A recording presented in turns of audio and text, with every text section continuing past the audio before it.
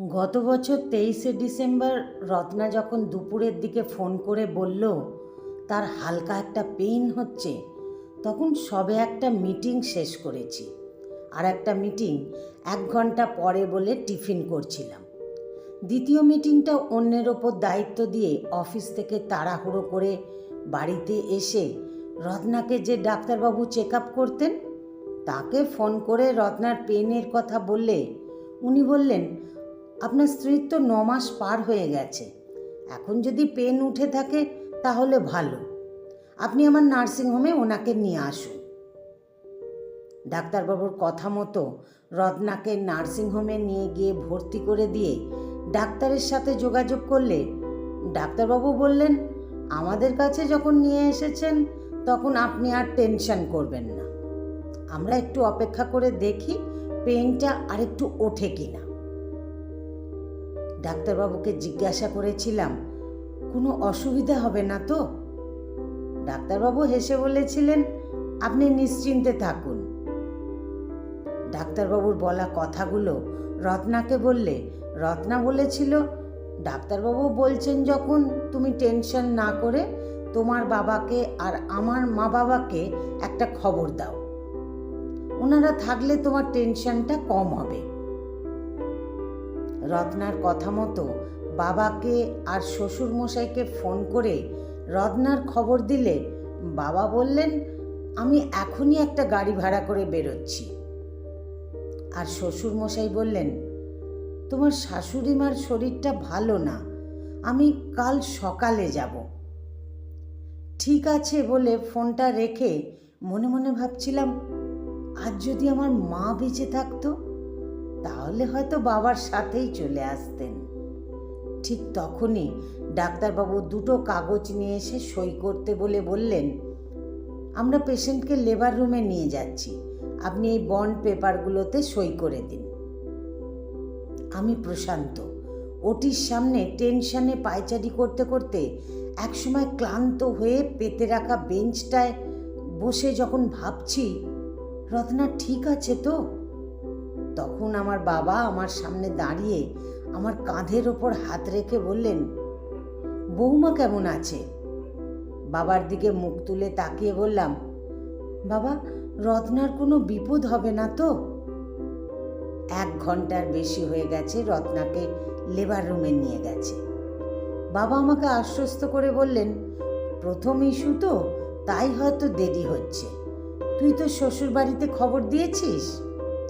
হ্যাঁ বললে বাবা বললেন, চিন্তা করিস না, আমি দেখছি।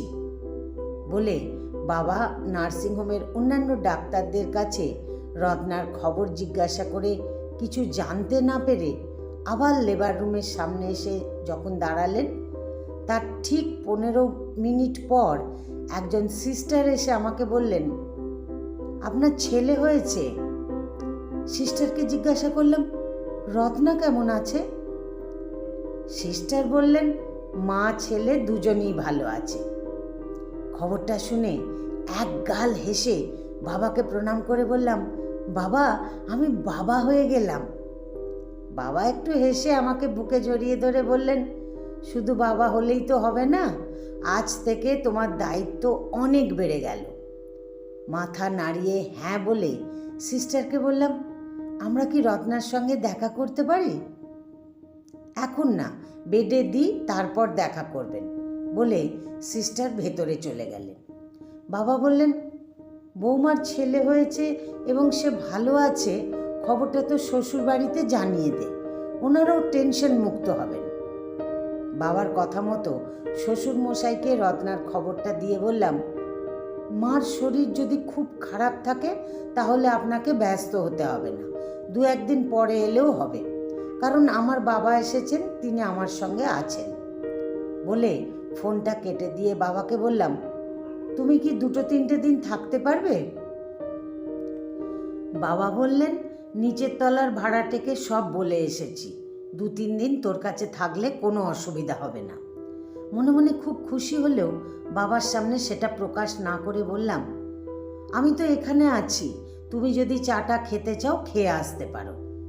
বাবা বললেন, না রে, বৌমা নাতিকে আগে দেখি, তারপর চা খাবো। প্রায় মিনিট 20 পর সিস্টার এসে খবর দিল, আপনারা আসতে পারেন। আমি আর বাবা সিস্টারের পিছন পিছন রত্নার সামনে এসে দেখি রত্না হাসছে। বাবা রত্নাকে জিজ্ঞাসা করলেন, বৌমা তুমি ঠিক আছো তো? রত্না মাথা নেড়ে হ্যাঁ বললে বাবা ছেলেটার দিকে কিছু সময় তাকিয়ে থেকে পকেট থেকে একটা আংটি বার করে রত্নাকে বললেন, এটা তোমার শাশুড়ি মায়ের হাতের আংটি ছিল। প্রশান্ত ফোন করে খবর দেওয়া মাত্র তাড়াহুড়ো করে চলে এসেছি, নতুন কিছু কেনার সুযোগ পাইনি। আপাতত এটা তুমি রেখে দাও, নাতির মুখ দেখাই হিসাবে। বলে বাবা রত্নার হাতে আংটিটা দিলে রত্না সেটা নিয়ে, বাবা আপনি আমাকে আশীর্বাদ করুন বলে ছেলের দিকে তাকিয়ে রত্না বলল, আমি যেন আমার ছেলেটাকে মানুষ করে তুলতে পারি। বাবা রত্নার মাথায় হাত বুলিয়ে দিয়ে বললেন, ঈশ্বর যেন তোমার মনোবাঞ্ছা পূর্ণ করেন। বাবা মিনিট 2 রত্না ছেলের সামনে দাঁড়িয়ে থেকে আমাকে বললেন, আমি নিচে গিয়ে দাঁড়াচ্ছি, তুই বৌমার সাথে কথা বল।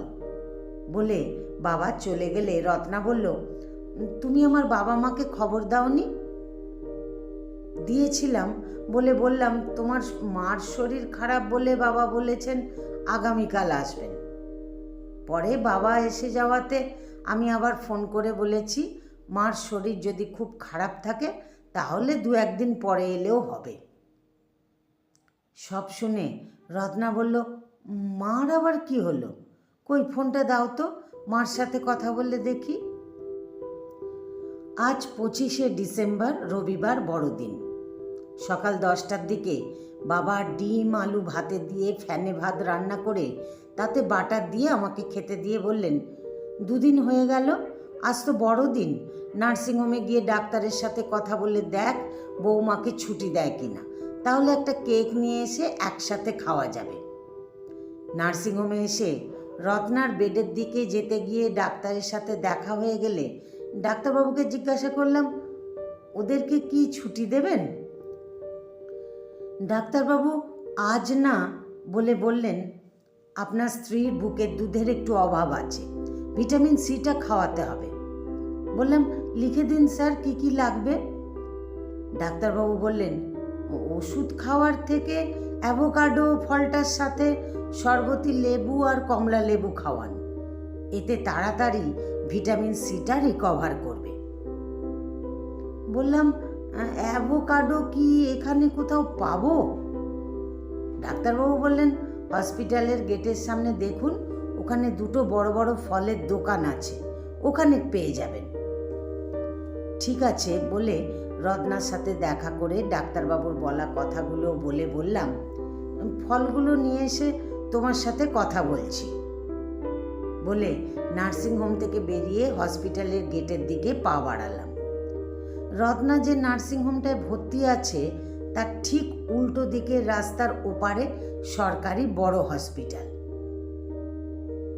হসপিটালের গেটের সামনে টোটো স্ট্যান্ড, হোটেল, চায়ের দোকান, ফলের দোকান এবং লাইন দিয়ে ওষুধের দোকান। 2-একটা অ্যাম্বুলেন্সও দাঁড়িয়ে থাকে বলে এলাকাটা সব সময় জমজমাট। ফলের দোকানের সামনে এসে দেখলাম 2টো বড় ফলের দোকানে অ্যাভোকাডো ফল সাজানো আছে।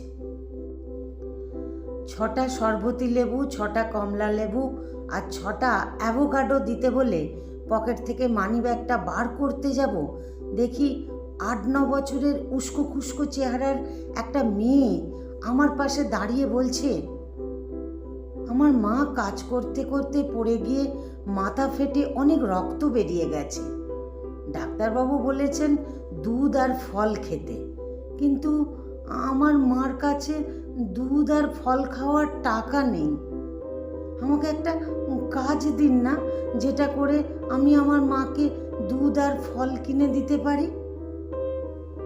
মেয়েটাকে ভালো করে দেখে বললাম, তোমার মা এখন কোথায়? মেয়েটি বলল, মা এখনো হসপিটালে ভর্তি।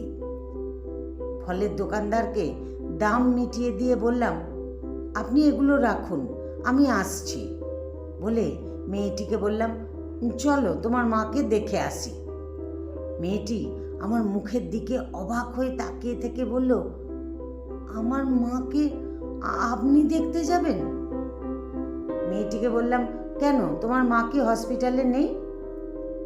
মেয়েটি সাথে সাথে বলল, না না, মা হসপিটালেই আছে, আসলে কেউ তো মাকে দেখতে আসে না।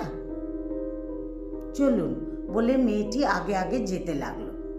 মেয়েটি আমাকে যখন তার মায়ের বেডের পাশে নিয়ে গিয়ে দাঁড় করালো, দেখলাম শীর্ণকায় এক মহিলা, যার মাথা জুড়ে ব্যান্ডেজ বাঁধা, হাতে চ্যানেল করা, হয়তো কিছুক্ষণ আগে ব্লাড আর স্যালাইন দেওয়া হয়েছিল। তার খালি বোতল সমেত স্ট্যান্ড দুটো তখনও পাশে রাখা আছে। ভদ্রমহিলা খুব আস্তে মেয়েটিকে জিজ্ঞাসা করলেন, তুই কোথায় গিয়েছিলিস? মেয়েটি কিছু উত্তর দেয় তার আগে বললাম, আপনি পড়ে গেলেন কি করে? ভদ্রমহিলা একবার মেয়ের দিকে তাকিয়ে চোখটা ঘুরিয়ে আমার দিকে ফিরে বললেন, যাদের বাড়িতে কাজ করি তাদের কলতলায় পা পিছলে পড়ে গিয়েছিলাম। বললাম, তারা কেউ আসেননি? ভদ্রমহিলা বললেন, তারা এখানে ভর্তি করে দিয়ে চলে গেছে, আর আসেনি। ভদ্রমহিলাকে আর কিছু না বলে মেয়েটিকে বললাম, চলো তুমি আমার সাথে। ওষুধের দোকান থেকে একটা হরলিক্স কিনে ফলের দোকান থেকে কিনে রাখা প্যাকেটটা নিয়ে মেয়েটির হাতে হরলিক্স আর ফলের প্যাকেটটা দিয়ে বললাম, তোমার নাম কি? মেয়েটি বলল, পিঙ্কি। বললাম, পিঙ্কি, তোমার এখন পড়াশোনা করার সময়, কাজ করার সময় না। বলেই বললাম, তুমি কি স্কুলে পড়ো? পিঙ্কি বলল, 2তে পড়ি। বললাম, যদি কখনো অসুবিধা হয়? বলে আমার মানি ব্যাগ থেকে আমার কার্ডটা বার করে পিঙ্কির হাতে দিয়ে বললাম, এতে ফোন নাম্বার আছে, তুমি ফোন করবে আমাকে। পিঙ্কি আমার মুখের দিকে তাকিয়ে আছে দেখে বললাম, এগুলো তোমার মাকে খাইও, আর তোমার মা একটু সুস্থ হলে, আমি তো বনমালীপুরে থাকি, একদিন এসো আমাদের বাড়িতে। পিঙ্কি মাথা নাড়িয়ে আস্তে আস্তে হসপিটাল গেটের মধ্যে ঢুকে গেল। আমি সেদিকে কিছু সময় তাকিয়ে থেকে ফলের দোকানদারের কাছ থেকে আবার ছটা ছটা করে ফল কিনে রত্নার নার্সিংহোমের দিকে এগিয়ে চললাম। কলমে সুপ্রিয় ভট্টাচার্য। আমার গল্পটি যদি ভালো লাগে তাহলে একটা লাইক দিয়ে আপনাদের মতামত কমেন্ট বক্সে জানাতে ভুলবেন না।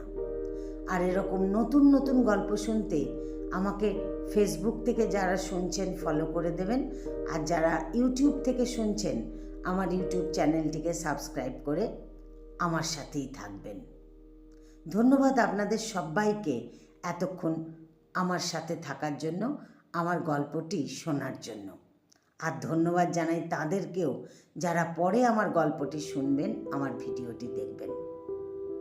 ধন্যবাদ আর কৃতজ্ঞতা আপনাদের সবাইকে জানাই।